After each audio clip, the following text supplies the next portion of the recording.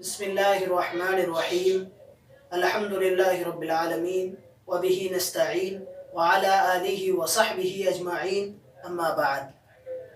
پانچواں پارہ چوتھے پارے کے آخر میں بتایا گیا تھا کہ کن کن عورتوں سے نکاح کرنا حرام ہے جو ہمارے لیے محرمات میں سے ہیں، اور پانچویں پارے کے شروع میں بتایا گیا کہ جن عورتوں سے تم نکاح کرنا چاہو تو ان سے نکاح کرو مہر کے ادائیگی کے ساتھ۔ مہر کے سلسلے میں یہ بات یاد رکھنی چاہیے کہ مہر کا دینا ضروری ہے۔ اگر کوئی شخص مہر کو ادھار رکھے تو بھی اس کے لیے بعد میں اس کی ادائیگی ضروری ہے۔ عام طور پر یہ دیکھا جاتا ہے کہ عورتوں کو ان کا مہر ادا نہیں کیا جاتا، اور یہ کہا جاتا ہے کہ ہم مہر ادا ہی نہیں کریں گے، بس ہم نے فارم میں لکھوا دیا، بس ختم۔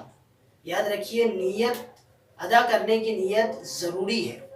اگر کوئی اس کے بغیر اگر وہ مہر ادا نہیں کرے گا اور بیوی کے ساتھ رہے گا تو اس کو گناہ ملے گا۔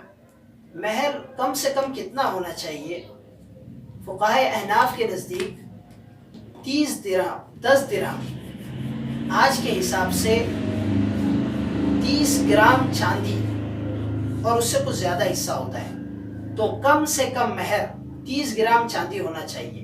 پھر جو بھی روزانہ کا اس کی قیمت ہو 30 گرام چاندی کی، اپنے وقت میں جو بھی چاندی کی قیمت ہو اس حساب لگا کر مہر کو ادا کرنا چاہیے۔ پھر گھریلو نظام کو اچھا رکھنے کے لیے اس صورت میں بہت ساری باتیں بتائی گئی ہیں۔ دیکھیے، قرآن کریم میں جہاں اللہ تعالیٰ کے احکامات بتائے گئے اور اللہ تعالیٰ کے ساتھ عبادت اور دیگر احکامات بتائے گئے ہیں، وہی انسان کو ایک بہترین زندگی گزارنے کا طریقہ اور سلیقہ بھی سکھایا گیا، اور یہ بھی بتایا گیا کہ آدمی کو اپنے گھر میں کس طرح رہنا چاہیے۔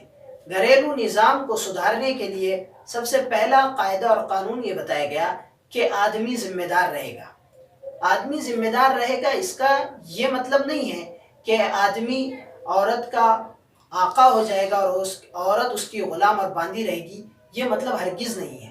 مطلب یہ ہے کہ اس کے خرچ وغیرہ آدمی اٹھائے گا، اس کا نان نفقہ، اس کو رہنے کے لیے گھر دینا، یہ تمام چیزیں اور یہ تمام ضرورتیں مرد کو پوری کرنی ہوگی۔ پھر یہ بتایا گیا کہ عورت اگر نافرمانی کرے تو اس کے ساتھ کیا کرنا چاہیے۔ سب سے پہلے کہ اگر نافرمانی کرتی ہے تو اس کو سمجھائے، اور اگر نہ سمجھ سکے تو دوسرا حکم یہ ہے کہ وہ اس سے بستر الگ کرے۔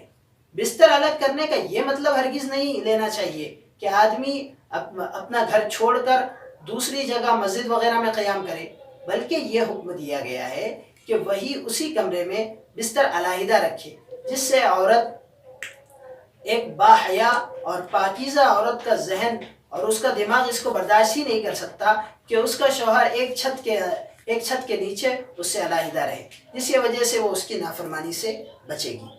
پھر یہ حکم دیا گیا کہ ہر کام میں اچھائی کے ساتھ رہنا چاہیے، صفت احسان کو اختیار کرنا چاہیے۔ پھر جیسے سورہ فاتحہ کے اندر کہا گیا، سورہ فاتحہ میں کہا گیا تھا انعمت علیہم، کہ ان لوگوں کا راستہ جن پر اللہ تعالیٰ نے انعام کیا، تو وہ کون کون لوگ ہیں، ان کا تذکرہ 5ویں پارے میں کیا گیا ہے کہ انعم اللہ علیہم من النبیین والصدیقین والشہداء والصالحین، کہ وہ 4 طرح کے لوگ ہیں۔ سب سے پہلے تو انبیاء علیہ السلام ہیں، سب سے پہلے انبیاء علیہ السلام ہیں، دوسرے صدیقین، تیسرے نمبر پر شہداء، اور چوتھے نمبر پر صالحین یعنی اولیاء اللہ ہیں۔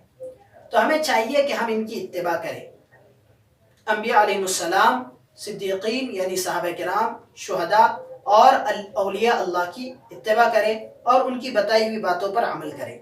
پھر اس کے اندر بہت ساری چیزوں کی سزائیں بتائی گئی ہے کہ اگر کوئی جان بوجھ کر کسی کو قتل کرتا ہے، یا اگر قتل عمد، قتل خطا وغیرہ بہت تفصیلات سے بتایا گیا جو ہم علماء کرام سے معلوم کر سکتے ہیں۔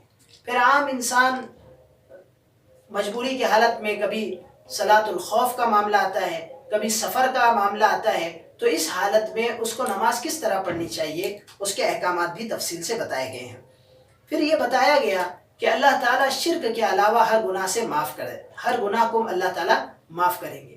اس لیے انسان کو چاہیے کہ وہ شرک سے بچے۔ اور آخر میں عورتوں کے ساتھ عدل انصاف اور بہت ہی حسن سلوک کرنے کا حکم دیا گیا ہے۔